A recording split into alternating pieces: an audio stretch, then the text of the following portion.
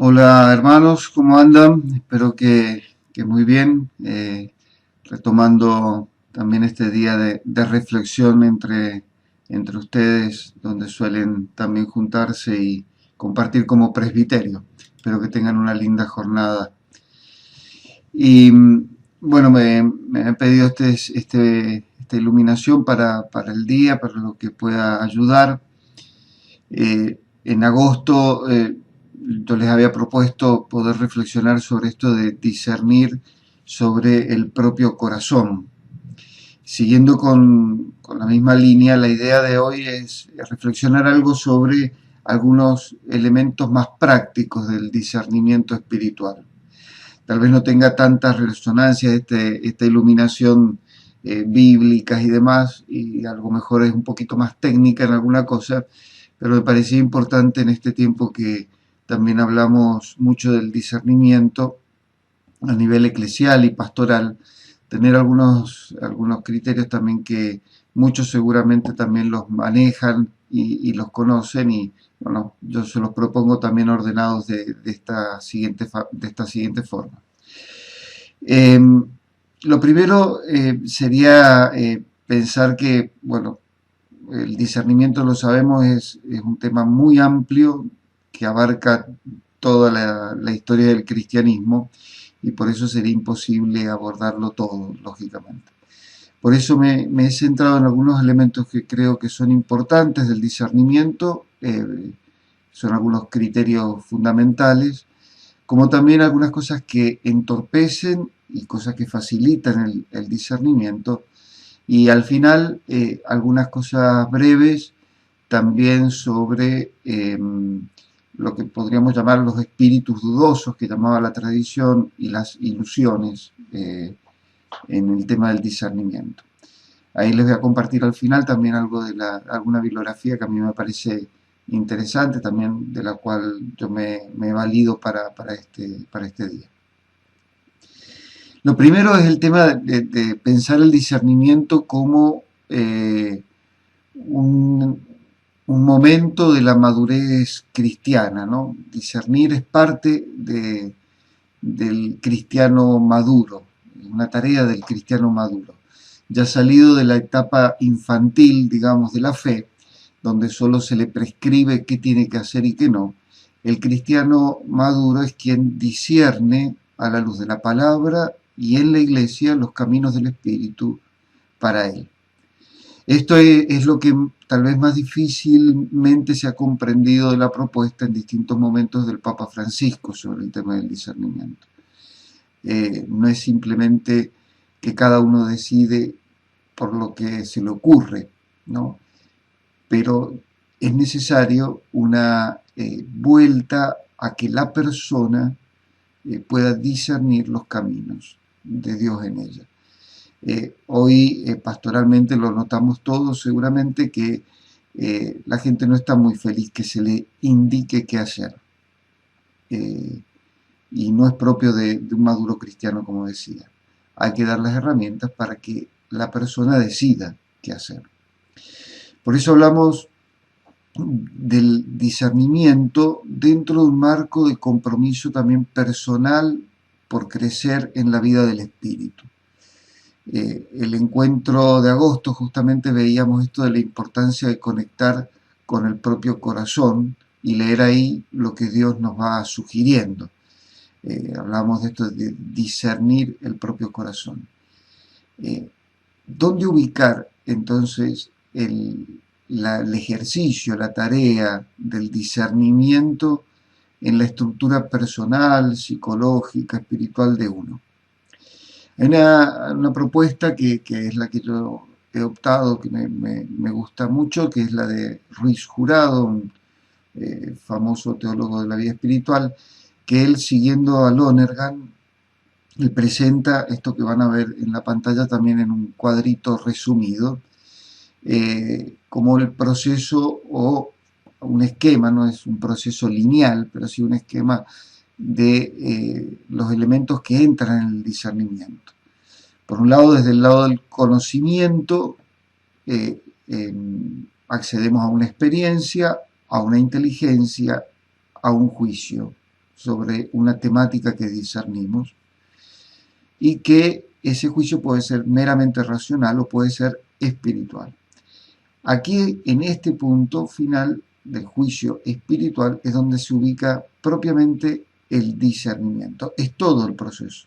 Pero acá viene puntualmente la bisagra, ¿no?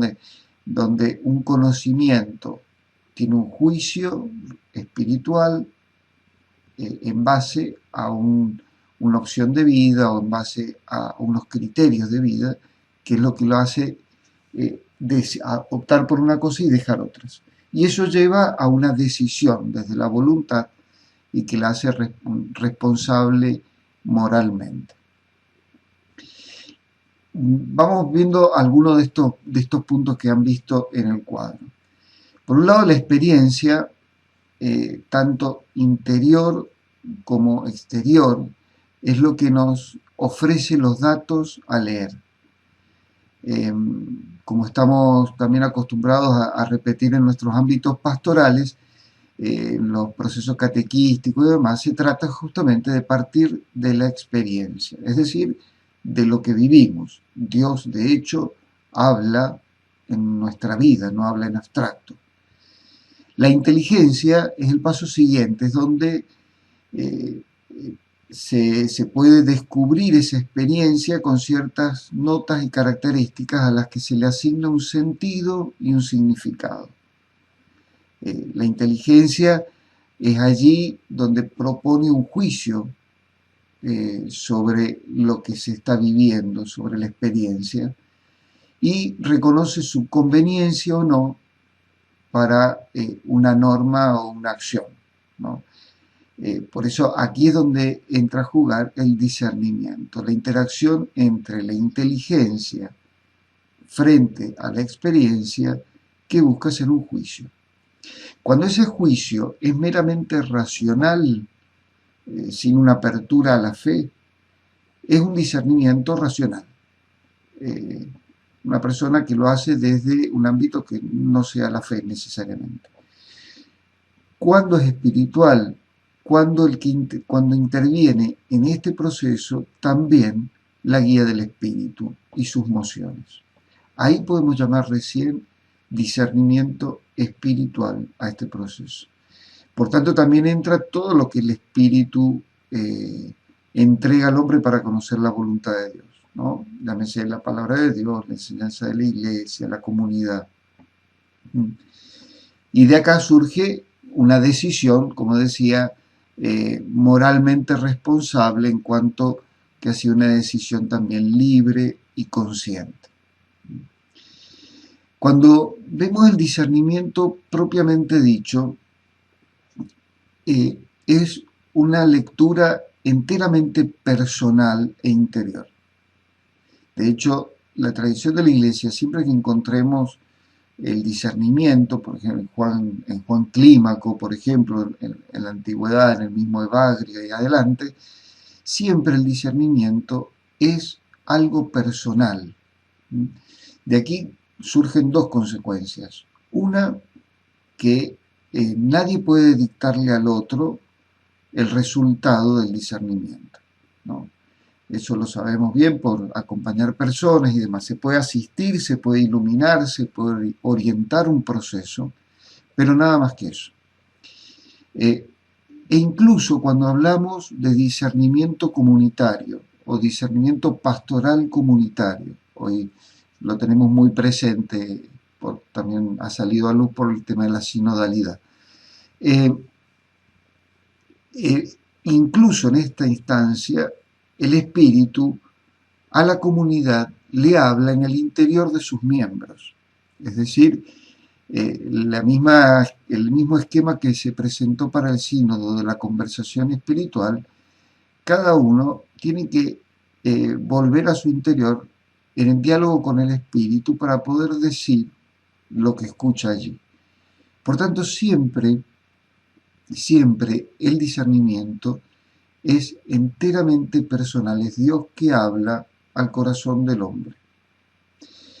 El ejercicio propiamente del discernimiento, en el esquema que veíamos este cuadro de Ruiz Jurado no es o no pertenece al ámbito meramente de la inteligencia humana, sino más bien que es la inteligencia humana asistida por la vivencia y el hábito de la virtud de la fe. Sin este elemento segundo no hay propiamente un discernimiento, al menos espiritual, ¿sí? Esta vivencia continua de la fe es imprescindible porque ella es la que hace intuir aquello que discernimos en sintonía o disintonía con el modo de ser de Dios. Y con el modo de ser de Dios a mí. En el discernimiento ustedes saben que no entran las cosas buenas o malas. Las malas directamente no entran, un criterio básico del discernimiento. Pero esta sutileza de aquello que está en sintonía o disintonía de lo que Dios quiere para mí, lo puede sentir, lo puede vivir, lo puede percibir alguien que está en comunión permanente con Dios. Por eso, la vivencia prolongada y continuada de las virtudes teologales es lo que nos hacen capaces de discernir el paso de Dios, ¿no? Como de discernir también lo que es contrario a su querer.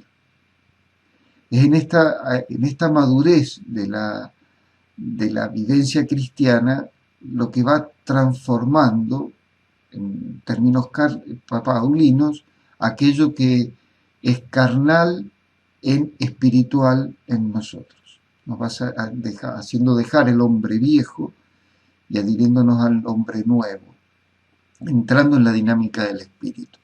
Por eso se va creando un hombre nuevo según el espíritu para Pablo, las expresiones famosas de Efesios 4, de Colosenses 3. Va madurando en nosotros la imagen de Cristo que el espíritu moldea. Siguiendo este mismo esquema, veamos algunos elementos que entorpecen o que ayudan el discernimiento. En esto vale la pena también pensar y traer a colación y tener presente la propia experiencia que seguramente en varios de muchos años tenemos sobre el discernimiento personal y lo que vemos en otros. Dijimos que hay estos tres niveles de experiencia, intelecto, voluntad, que no son lineales, sino que se dan contemporáneamente, pero que son parte de un buen discernimiento. Aislarlos o dejarlos incompletos en un discernimiento implicaría justamente no hacer un buen discernimiento. Por eso veamos cómo pueden entorpecer, acentuar demasiado unos aspectos dejando los otros. Veamos primero esto. El nivel de la experiencia es tal vez hoy el más común al que se recurre para decir que hemos discernido algo, ¿no? Si nos quedamos en el mero nivel de la experiencia, que es de lo que se vive, lo que se puede medir, ver, captar fácilmente, pero no se ora, no se tiene una relación profunda con Dios, no se busca confrontar eso que vivo con Dios, no se hace silencio y escucha, por ejemplo, como veíamos la vez pasada, es ahí cuando el discernimiento falla, porque no podríamos decir que hacemos una adecuada lectura de la realidad desde Dios, ¿no? Hoy en día es el nivel en el cual queda una buena parte del proceso del discernimiento. Casi todo se frena en aquello que se tiene como una experiencia directa y actual de algo, ¿no? No hay duda que la experiencia es por donde Dios comienza a hablar, decía recién. Sin embargo, no es todo eso. Por ejemplo, el gusto por una determinada opción de vida y no por otra podría ser fácilmente un engaño o podría ser simplemente un escape, y no necesariamente una voluntad de Dios para mi vida. La experiencia sola dice simplemente una simpatía mía o una disconformidad mía con algo, pero no dice mucho más que eso por el momento. Hay que confrontar la experiencia con algo más. Decía recién que es donde hoy se bloquean muchos discernimientos, porque no es raro escuchar, o que nos pase a nosotros, de decir, bueno, a mí me pasa esto, siento esto, tengo esto presente, tiene mucho lugar en mí, lo experimento con mucha fuerza, ergo, esta es la voluntad de Dios para mi vida, ¿no? Y incluso en nuestros ámbitos no es difícil encontrar personas que dicen, bueno, después de que lo he discernido, ¿y qué es haberlo discernido en estos casos? Generalmente es, he visto solamente lo que me pasa y nada más, lo que me pasa hoy. Eso es solo quedarse en la experiencia.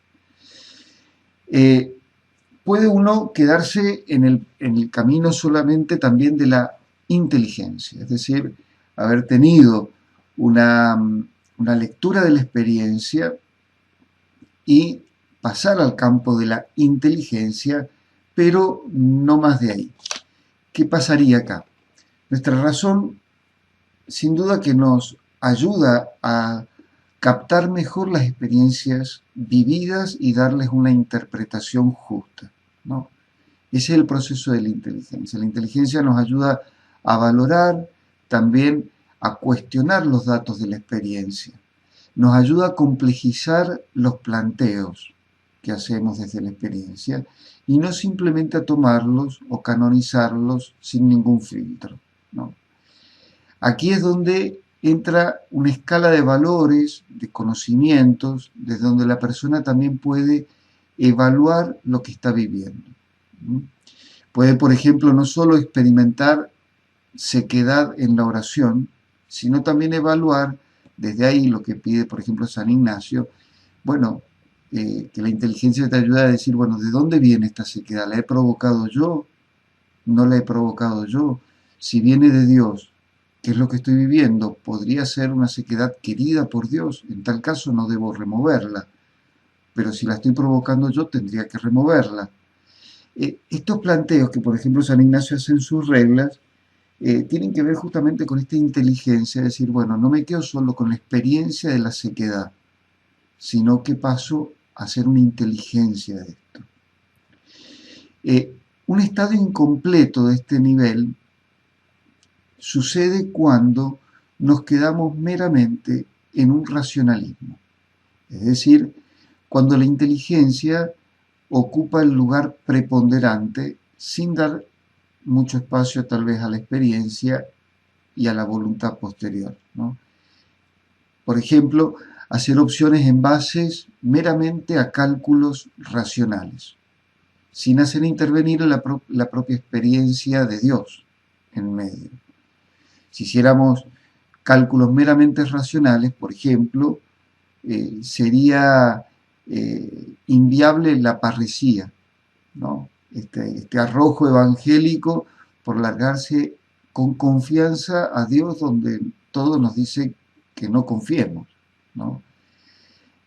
O a veces justificaciones o racionalizaciones a cosas que yo ya he decidido hacer y simplemente me suministro una batería de justificaciones racionales para decir que esto es de Dios, ¿no? Eso sería quedarse en el ámbito meramente de la inteligencia o del raciocinio, sin dejar intervenir la experiencia del contacto con Dios.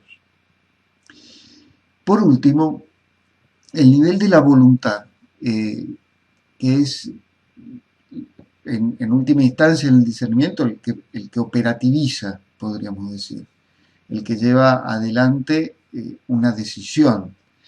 Pero también es cierto que en el nivel de la voluntad se nos da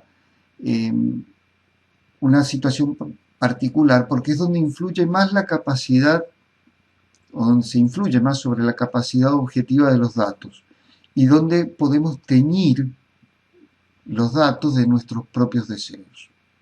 A ver, lo digo más sencillamente. En el ámbito de la voluntad es donde se dan todo ese mundo de apegos que conocemos tan bien en la vida espiritual.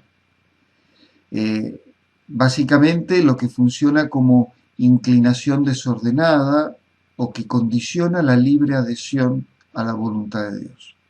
Eso se da en esta instancia de la voluntad. Acá entra todo aquello que Jesús en el Evangelio declara como un obstáculo para entrar en el reino, ¿no? Todos tenemos presente la cantidad de veces que Jesús termina alguna enseñanza sobre apegos y condicionamientos diciendo, el que hace esto no puede entrar en el reino de Dios. Es decir, no puede entrar en la dinámica que él está proponiendo de vida en el Espíritu.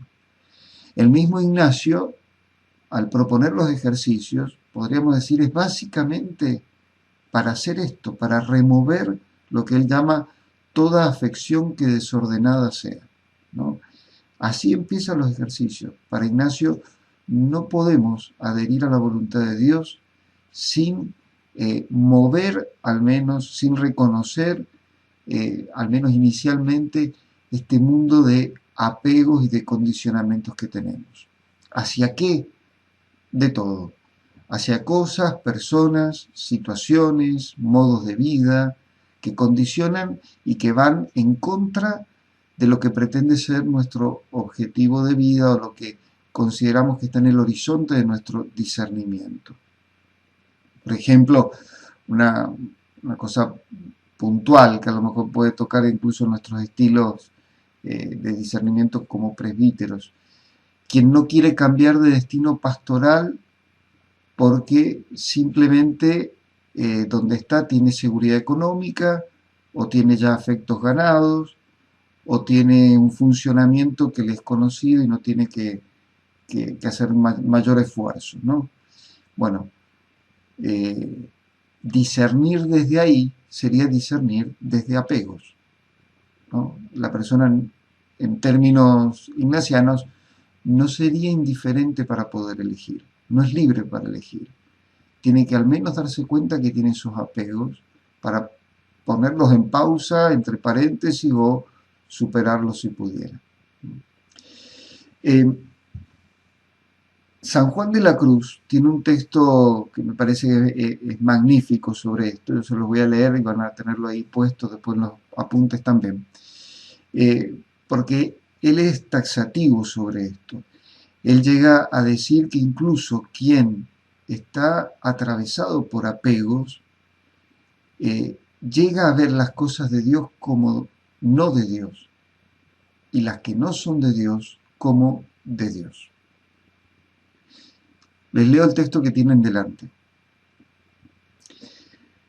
O quien pudiera decir aquí cuán imposible le es al alma que tiene apetitos juzgar de las cosas de Dios como ellas son. Porque para acertar a juzgar las cosas de Dios totalmente, se ha de echar el apetito y el gusto fuera, y no las ha de juzgar con él, porque infaliblemente vendrá a tener las cosas de Dios por no de Dios, y a no Dios por de Dios. Porque estando aquella catarata y nube sobre el ojo del juicio, no ve sino catarata, unas veces de un color, otras de otro, como ellas se le ponen, y piensa que la catarata es Dios, porque como digo, no más que catarata que está sobre el sentido, y Dios no cae en el sentido. Y de esta manera el apetito y gustos sensitivos impiden el conocimiento de las cosas altas, lo cual da bien a entender el sabio por estas palabras, diciendo: el engaño de la vanidad oscurece los bienes, y la inconstancia de la concupiscencia trastorna el sentido sin malicia. Es a saber, el buen juicio. Fíjense, es tremenda la afirmación de de San Juan de la Cruz, porque los apegos justamente nos hacen cambiar el sentido de la realidad.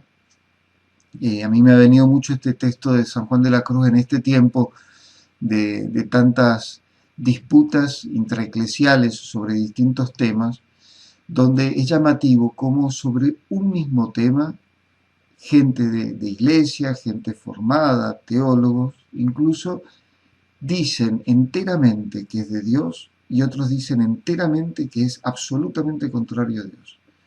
¿Cómo podemos tener con tanta seguridad dos opiniones diametralmente opuestas, ¿no?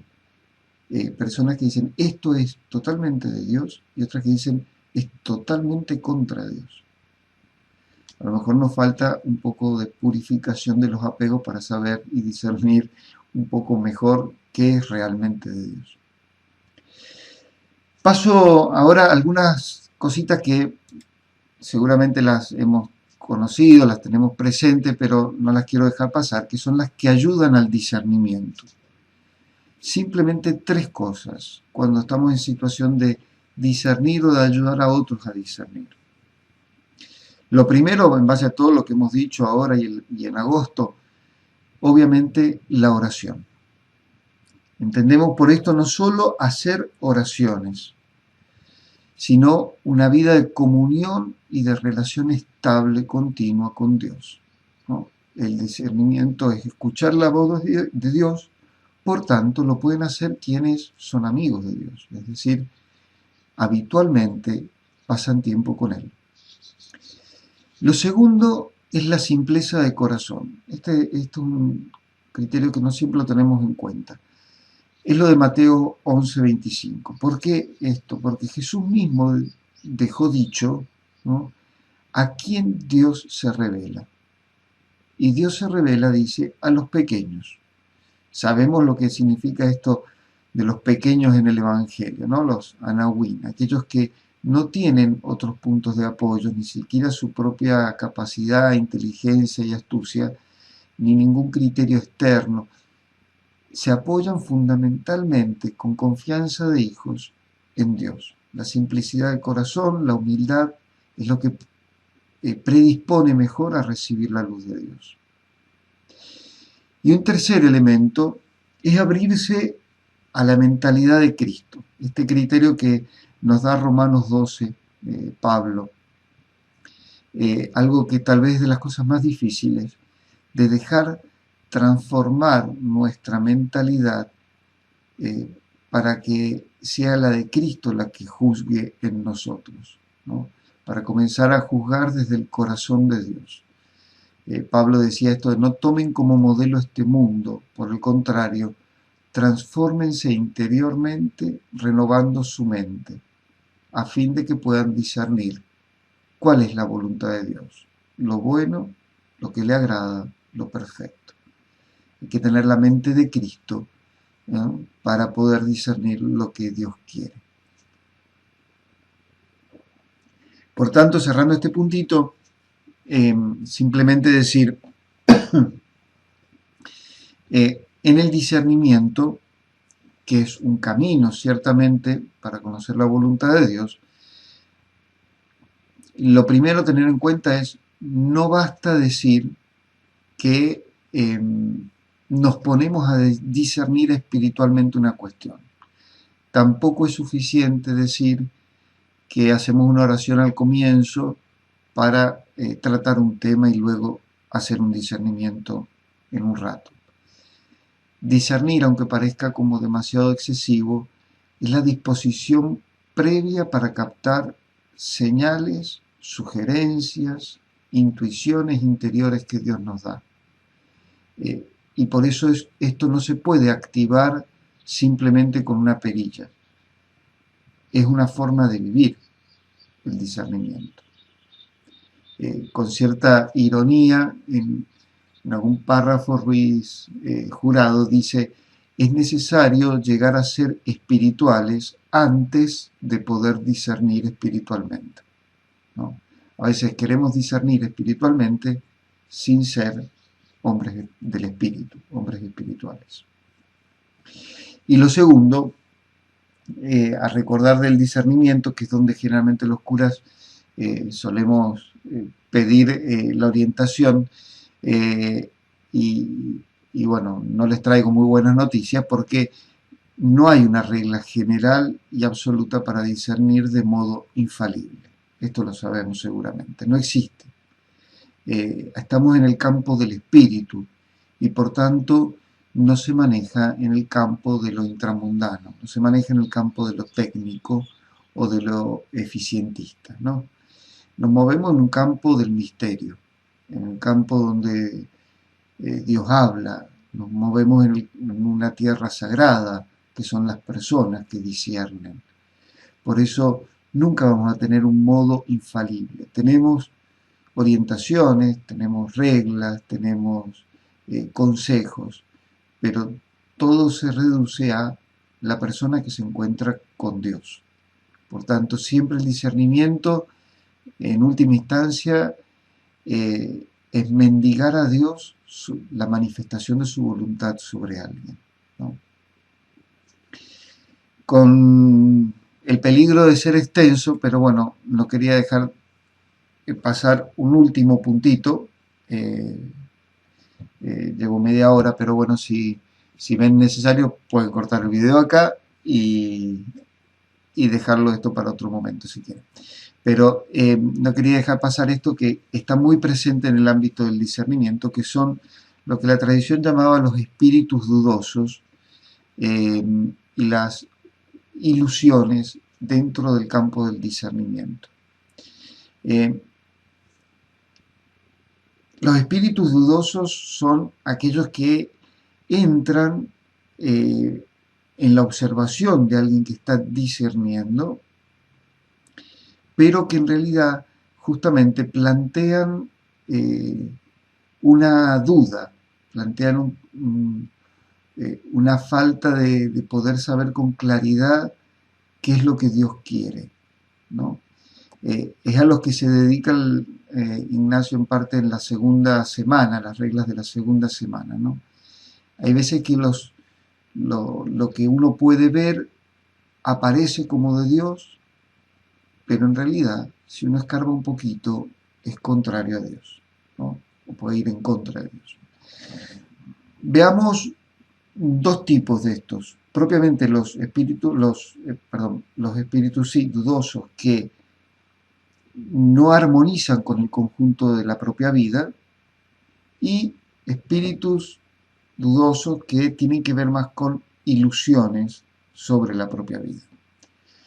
En los primeros, algo así, puntitos muy concretos. Los que no armonizan con el conjunto de la propia vida, con la opción de vida que tengo, con quién soy, o que van a veces hasta en contradicción con la propia vida. Por ejemplo, querer cambiar de un estado de vida luego de haber hecho una opción clara, consciente, madura en determinado momento, ¿no? Con un buen discernimiento previo. Eso puede suceder en la vida de alguien, hay veces que sí, pero de principio plantea una duda. O sea, no es común, ¿no? Y puede haber un engaño fácil ahí, ¿no? A veces también puede ser buscar dentro del propio estado de vida cosas raras que contradigan ese estado, ¿no? Por ejemplo, alguien que con un gran espíritu de piedad aparente, una persona casada, quiera proponerle a su cónyuge vivir continencia perpetua. Y en principio es bastante extraño el planteo, ¿no? Uno va con su opción de vida. Anhelar cosas extraordinarias en el ámbito de la fe o de la pastoral o de la vida eclesial, ¿no? Va en contra de esto de los que Dios se revela a los humildes, ¿no? Todo lo que tenga que ver con manifestaciones extraordinarias. Una de las cosas también que aparecen a veces como espíritus dudosos son la no variación en las mociones. Ustedes recordarán que para Ignacio la salud espiritual se manifiesta justamente en que hay variación de emociones, entre desolaciones, consolaciones, tiempos tranquilos. Es un problema en realidad para la vida espiritual, y lo dice el mismo Ignacio, cuando la persona tiene simplemente siempre un estado de consolación, siempre está bien, siempre está consolada por Dios, nunca varía, o lo contrario, siempre está mal, siempre está desolada, siempre es toda una crisis, todo un bajón, ¿no? Eh, son espíritus dudosos, ¿no? O manifestaciones de gracias y carismas extraordinarios que no están avalados por lo más básico de la caridad fraterna, por ejemplo, ¿no? Gente que habla con la Virgen, pero no habla con el hermano que tiene al lado, ¿no? Eh, Cosas de esas raras. A veces también puede ser un espíritu dudoso en el discernimiento, eh, cosas que se absolutizan demasiado. Por ejemplo, quien se presenta como un gran denunciador profético, pero sin ningún tipo de intención de conciliación o de reconciliación con los demás. O quien se proclama un gran defensor de la verdad, pero sin ningún tipo de caridad y de entendimiento de los demás, ¿no? Cuando hay extrapolaciones de cosas, ¿no? El Espíritu de Dios no suele manejarse en esos extremos, ¿no? Por otro lado, a estos engaños que no armonizan con el conjunto, a lo mejor, se dan algunos tipos de ilusiones. Las ilusiones son errores, pero errores inadvertidos en la vida espiritual. Es decir, un error que es meramente intelectual es fácil de sacar porque eh, cuando uno lo entiende intelectualmente desaparece el error. O sea, yo puedo tener el error de decir que 2 más 2 es 5 y viene alguien y me dice, no, mira, te lo compruebo, pones dos cositas son 4. Bien, ese error es fácil de despejar, porque un error intelectual que alguien me lo puede demostrar y simplemente se deja de lado. La ilusión es un error, pero es mucho más compleja porque radica en la hondura de nuestra psiquis y de nuestro espíritu. ¿Mm? Tiene que ver con una creencia mucho más profunda que uno tiene sobre Dios, sobre uno mismo, sobre los demás. Entonces es más difícil de quitar la ilusión. Y la ilusión, como los engaños que decía recién, embroman bastante cuando uno tiene que hacer un proceso de discernimiento, ¿no? Por ejemplo, algún tipo de ilusión, centrarse en actitudes o virtudes que son periféricas, ponerle mucha pila a eso, como por ejemplo puede ser el buen humor, el sentido común, tener una disciplina de vida, tener buen trato, ser simpático, dejando de lado, por ejemplo, virtudes mucho más centrales, como las virtudes teologales, o un espíritu de oración, o de abnegación, o de servicio. Otras ilusiones pueden ser considerar como una mala señal en la vida espiritual ser tentado, algo muy común, ¿no? Que todos los escuchamos en las confesiones. Desilusionarse porque soy tentado, creer que eso es signo de insanidad espiritual, ¿no? Cuando en realidad, mientras más crecemos en la vida espiritual, seremos más tentados, ¿no? Jesús mismo lo fue. O creer también que la cooperación en la relación con Dios que yo puedo dar corresponde a un crecimiento sensible en la virtud, ¿no? Como yo le pongo ganas a la cosa, tengo que ver un crecimiento inmediato, ¿no? Esto es algo que también produce mucha desilusión en el camino espiritual de mucha gente cuando dejan de ver crecimiento, ¿no? A veces también el pensar, esto un poco más pretencioso, pero pensar que yo hago lo suficiente mientras que Dios no. ¿no? El famoso culpar a Dios de determinadas cosas. Como que Dios no le pone suficiente pila a la relación como le pongo yo, ¿no? Eh, También una ilusión en la vida espiritual no rara es el aborrecimiento radical, por ejemplo, hacia un pecado, y la poca observación y trabajo en otros pecados o en otras situaciones de vida que tal vez son mucho más graves. En dicho fácil por nosotros, que el árbol tapa el bosque. Es una forma de ilusión muy común en la vida espiritual y, y que nosotros nos encontramos a diario en las confesiones.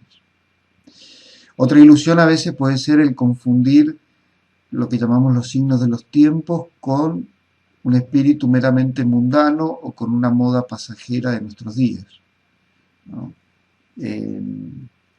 Eso es parte también de una ilusión espiritual.